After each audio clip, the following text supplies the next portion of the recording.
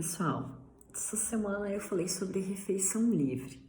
Esse é um tema que eu percebo que gera muita polêmica, porque tem pessoas que são a favor e pessoas que são contra. O que acontece? Quando a gente faz uma programação de dieta, a gente precisa levar em consideração para quem é essa programação que eu estou fazendo.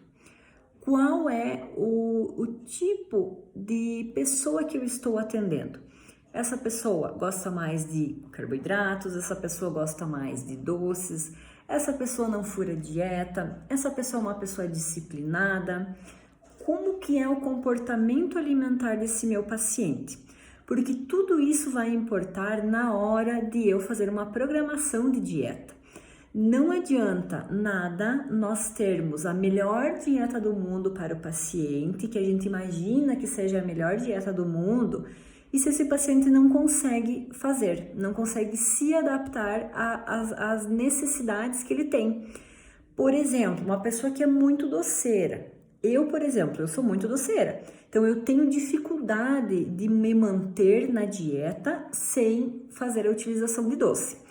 Então, o que eu faço? Quando eu estou em dieta, eu faço algumas programações em que eu consiga organizar uma refeição doce, mas que condiz com o meu objetivo.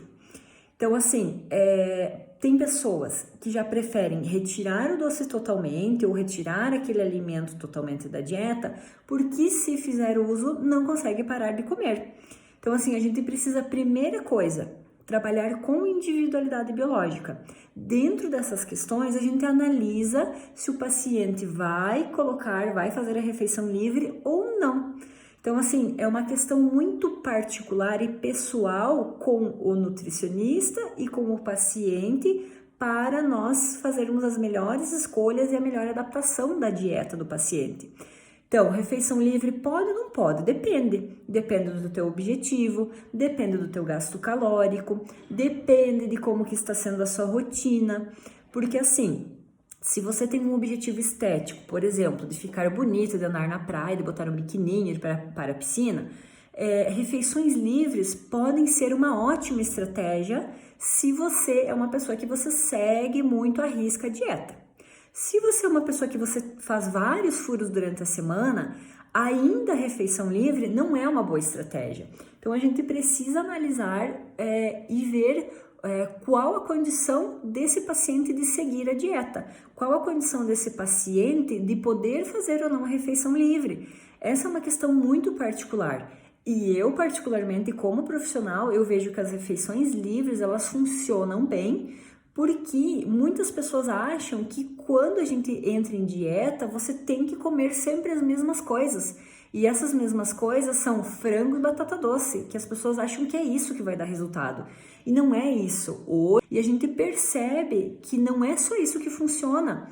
Há algum tempo atrás, os bodybuilders, por exemplo, 10 a 20 anos atrás, vou dizer 30 anos atrás, na época do Arnold Schwarzenegger, por exemplo, era tentativa e erro. Eles não tinham muitas estratégias, muitos artigos que falavam sobre os benefícios de outros tipos de alimentos, que englobam uma série de alimentos que podem ser utilizados para a sua estratégia alimentar e também para subir no palco. Hoje, com vários atletas competindo, essa questão de tentativa e erro é mais fácil a gente perceber o que funciona ou não para a maioria dos atletas. É claro que a gente tem um parâmetro a ser seguido com relação à quantidade, mas o que é muito importante e fundamental é que a intensidade do treino ela é extremamente rígida para os atletas.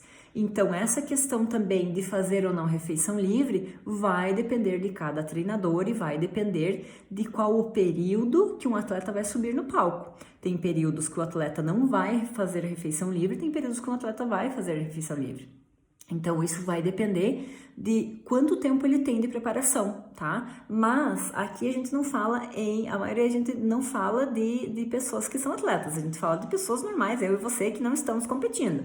Então, via de regra, depende, né? Sempre depende. Eu nunca vou dar uma resposta para vocês que seja isso ou isso. Na nutrição, a nutrição, ela não é uma ciência exata, não é 2 mais 2, não é simples assim.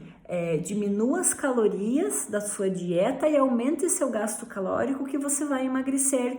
Hoje a gente sabe que não é mais assim, tem várias questões que englobam o emagrecimento.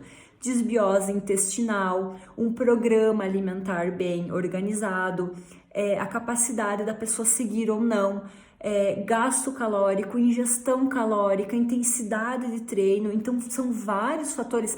E também bem importante, ingestão de água diária e recuperação e sono. Então são várias questões.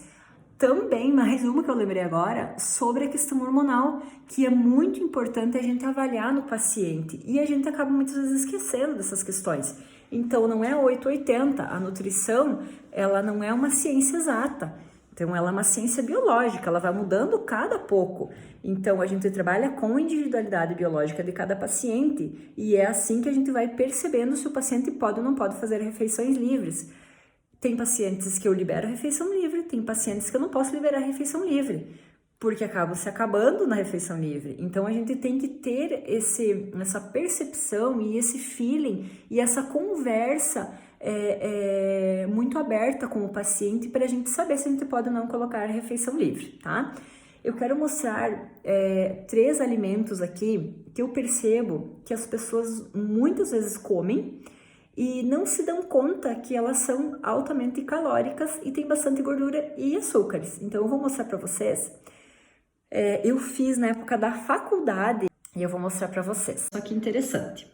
Aqui eu tenho uma bala simples, tá? Eu tenho 20 gramas de bala, que são 3 unidades. Então, ó, é 0,10 gramas de sal, tá? Extremamente pouco. Mas aqui, ó, já aumenta a quantidade de óleo. 3,7 gramas de óleo. A gente tem que lembrar que 1 grama de óleo equivale a 9 calorias. Então, é só fazer a conta para ver quanto que a gente tem aqui, né? E ainda 14 gramas de açúcares. Então, olha a quantidade de açúcar que tem, tá?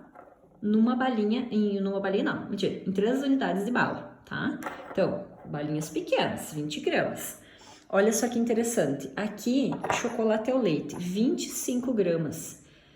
Equivale mais ou menos uns 3 quadradinhos de chocolate, tá? Tem pouquíssimo sal, mas olha aqui a quantidade de óleo, tá? 7,7 gramas de óleo e aqui, ó, 15 gramas de açúcar. Olha a quantidade de açúcar que tem em 3, quase 4 tabletinhos, tá? Aí, mas olha que interessante que eu tenho aqui, chocolate meio amargo, que as pessoas acham que não tem açúcar. Tá? Esse aqui é o meio amargo, ele é o 50% cacau. Então, olha aqui, ó, 7,1 gramas de óleo, 7 gramas de óleo com 14 gramas de açúcar. Então, assim, claro, né? Hoje a gente já tem vários alimentos que não contêm açúcar, os diets, mas aqui eu tô falando de um chocolate meio amargo comum que a gente encontra no mercado, ok? Então, muitas vezes, a gente come algumas coisas achando que são fit, que são mais saudável, mas esquece que elas também contêm calorias e isso também deve ser contabilizado na dieta. É importante você, quanto mais seguir à risca a dieta, mais rápido o seu resultado, mas muitas vezes é interessante a gente fazer uma quebra dessa homeostase no organismo e muitas vezes a refeição livre, ela funciona muito bem, mas claro, como cada paciente é um paciente, as pessoas são diferentes, a gente vai analisando se o paciente pode ou não fazer a refeição livre e se essa refeição livre vai ou não beneficiar o paciente. Então, sempre se tratando de individualidade biológica, a gente vai avaliar o paciente como um todo e como único. Então, a gente vai resolvendo essas questões de acordo com vai passando o tempo e a gente vai analisando a evolução desse paciente. E dentro dessas condições, a gente vê se o paciente pode ou não fazer refeição livre, tá? Mas a gente trabalha com individualidade biológica, então a gente precisa analisar todas essas questões, tá? Não tem uma resposta correta, então não adianta eu dizer que sim ou que não. Tudo trabalhando conforme individualidade de cada paciente, tá bom? Espero que vocês tenham gostado dessa dica, curtem, compartilhem, se precisar marcar alguém, aí aproveita e marca alguém que precisa escutar essa notícia, tá bom? Um beijo!